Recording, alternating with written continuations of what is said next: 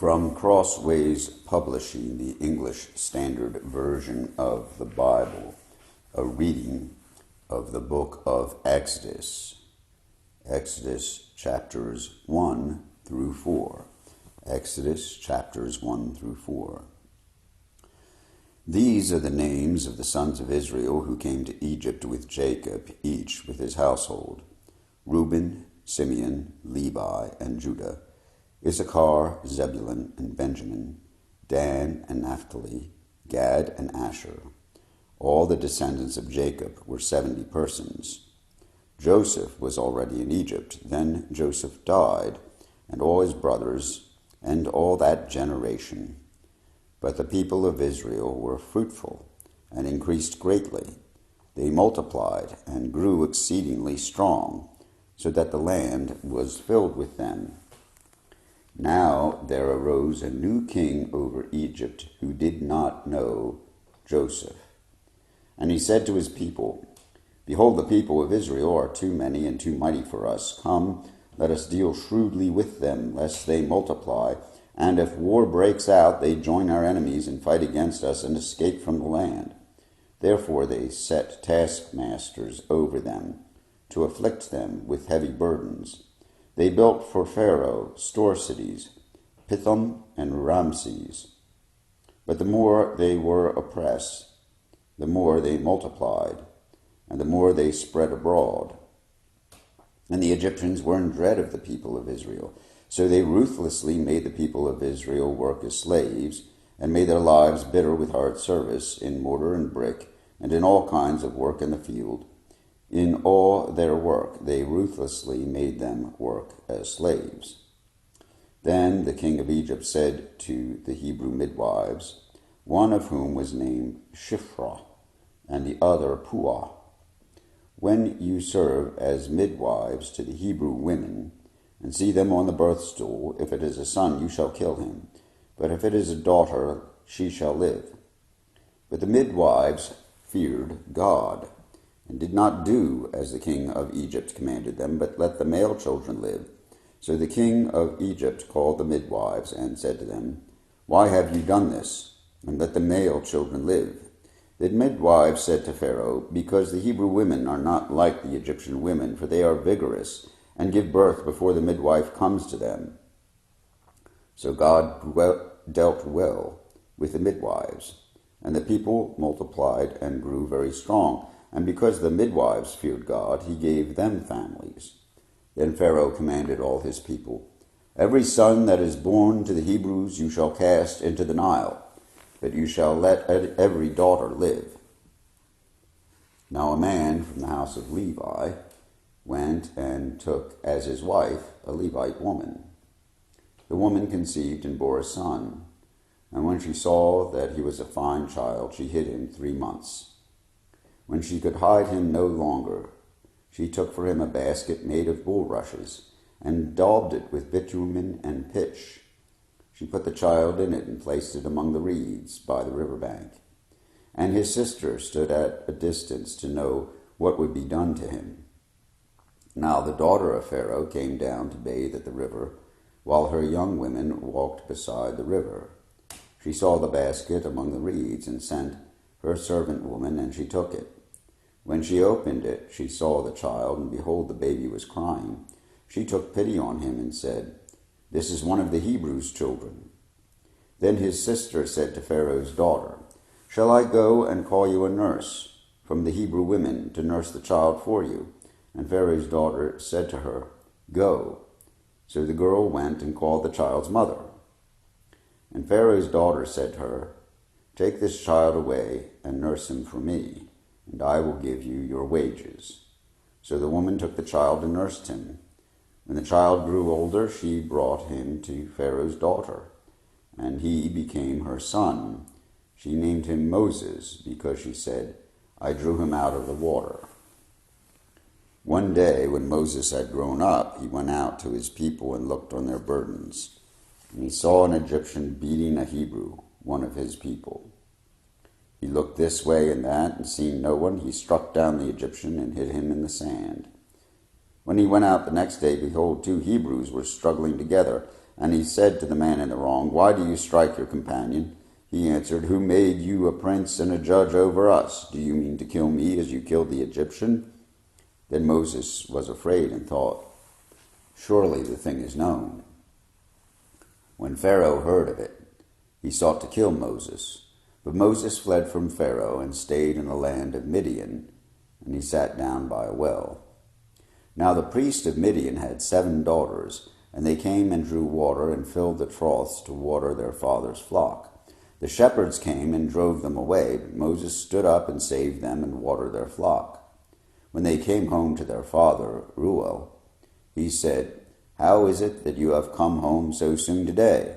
They said, An Egyptian delivered us out of the hand of the shepherds, and even drew water for us and watered the flock. He said to his daughters, Then where is he? Why have you left the man? Call him, that he may eat bread. And Moses was content to dwell with the man, and he gave Moses his daughter Zipporah. She gave birth to a son, and he called his name Gershom, for he said, I have been a sojourner in a foreign land. During those many days the king of Egypt died, and the people of Israel groaned because of their slavery and cried out for help.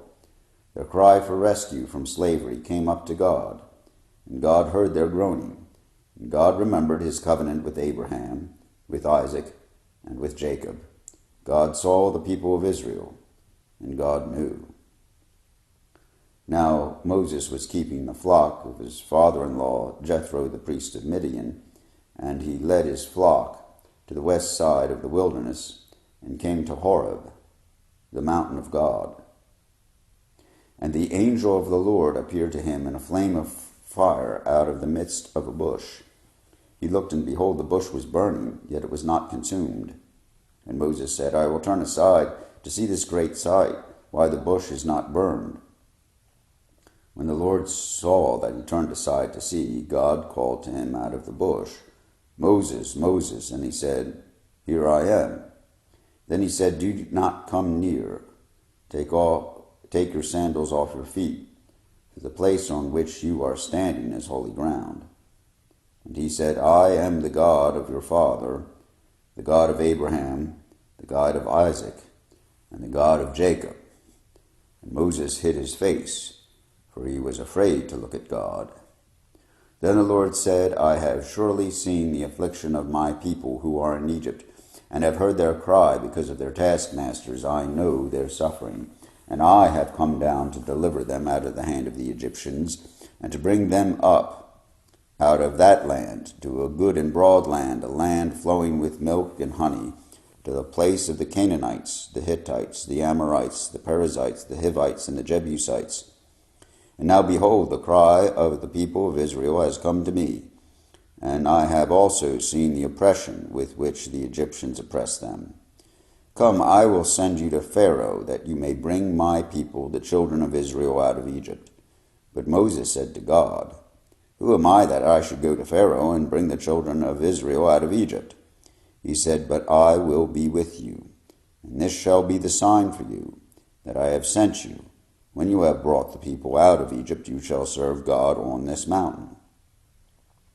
Then Moses said to God, If I come to the people of Israel and say to them, The God of your fathers has sent me to you, and they ask me, What is his name? What shall I say to them? God said to Moses, I am who I am. And he said, Say this to the people of Israel, I am has sent me to you. God also said to Moses, Say this to the people of Israel, The Lord, the God of your fathers, the God of Abraham, the God of Isaac, and the God of Jacob, has sent me to you. This is my name forever, and thus I am to be remembered throughout all generations. Go and gather the elders of Israel together and say to them, The Lord, the God of your fathers, the God of Abraham, of Isaac, and of Jacob, has appeared to me, saying, I have observed you, and what has been done to you in Egypt, and I promise that I will bring you up out of the affliction of Egypt to the land of the Canaanites, the Hittites, the Amorites, the Perizzites, the Hivites, and the Jebusites, a land flowing with milk and honey. And they will listen to your voice, and you and the elders of Israel shall go to the king of Egypt and say to him, The Lord, the God of the Hebrews, has met with us. And now please let us go a 3 days' journey into the wilderness, that we may sacrifice to the Lord our God. But I know that the king of Egypt will not let you go unless compelled by a mighty hand. So I will stretch out my hand and strike Egypt with all the wonders that I will do in it. After that he will let you go, and I will give this people favor in the sight of the Egyptians. And when you go, you shall not go empty, but each woman shall ask of her neighbor, and any woman who lives in her house, for silver and gold jewelry, and for clothing. You shall put them on your sons and on your daughters, so you shall plunder the Egyptians. Then Moses answered, But behold, they will not believe me or listen to my voice, for they will say, The Lord did not appear to you. The Lord said to him, What is that in your hand? He said, A staff. And he said, Throw it on the ground. So he threw it on the ground, and it became a serpent, and Moses ran from it. But the Lord said to Moses, Put out your hand and catch it by the tail. So he put out his hand and caught it, and it became a staff in his hand. That they may believe that the Lord, the God of their fathers, the God of Abraham, the God of Isaac, and the God of Jacob, has appeared to you. Again the Lord said to him, Put your hand inside your cloak. And he put his hand inside his cloak. And when he took it out, behold, his hand was leprous like snow. Then God said, Put your hand back inside your cloak. So he put his hand back inside his cloak, and when he took it out, behold, it was restored like the rest of his flesh. If they will not believe you, God said, or listen to the first sign, they may believe the latter sign. If they will not believe in even these 2 signs, or listen to your voice, you shall take some water from the Nile and pour it on the dry ground, and the water that you shall take from the Nile will become blood on the dry ground. But Moses said to the Lord, O my Lord, I am not eloquent, either in the past or since you have spoken to your servant, but I am slow of speech and of tongue. Then the Lord said to him, Who has made man's mouth? Who makes him mute or deaf or seen or blind? Is it not I, the Lord? Now therefore go, and I will be with your mouth, and teach you what you shall speak. But he said, O my Lord, please send someone else. Then the anger of the Lord was kindled against Moses, and he said, Is there not Aaron your brother, the Levite? I know that he can speak well. Behold, he is coming out to meet you, and when he sees you, he will be glad in his heart. You shall speak to him, and put the words in his mouth, and I will be with your mouth and with his mouth, and will teach you both what to do. He shall speak for you to the people, and he shall be your mouth, and you shall be as God to him. Take in your hand the staff with which you shall do the signs. Moses went back to Jethro, his father-in-law, and said to him, Please let me go back to my brothers in Egypt, to see whether they are still alive. And Jethro said to Moses, Go in peace. And the Lord said to Moses in Midian, Go back to Egypt, for all the men who were seeking your life are dead.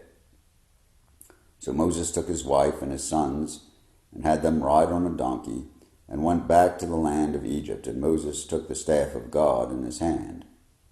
And the Lord said to Moses, When you go back to Pharaoh, see that you do before Pharaoh all the miracles that I have put in your power.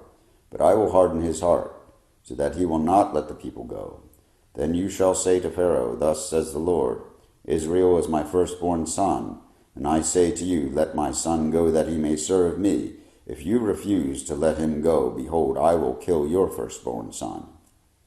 At a lodging place on the way, the Lord met him and sought to put him to death. Then Zipporah took a flint and cut off her son's foreskin, and touched Moses' feet with it, and said, Surely you are a bridegroom of blood to me. So he let him alone. It was then that she said, A bridegroom of blood, because of the circumcision. The Lord said to Aaron, Go to the wilderness to meet Moses. So he went and met him at the mountain of God, and kissed him. And Moses told Aaron all the words of the Lord with which he had sent him to speak, and all the signs that he had commanded him to do. Then Moses and Aaron went together gathered together all the elders of the people of Israel. Aaron spoke all the words that the Lord had spoken to Moses, and did the signs in the sight of the people. And the people believed. And when they heard that the Lord had visited the people of Israel, and that he had seen their affliction, they bowed their heads and worshipped. Here ends the reading of the first 4 chapters of the book of Exodus in the English Standard Version of the Bible by Crossways Publishing.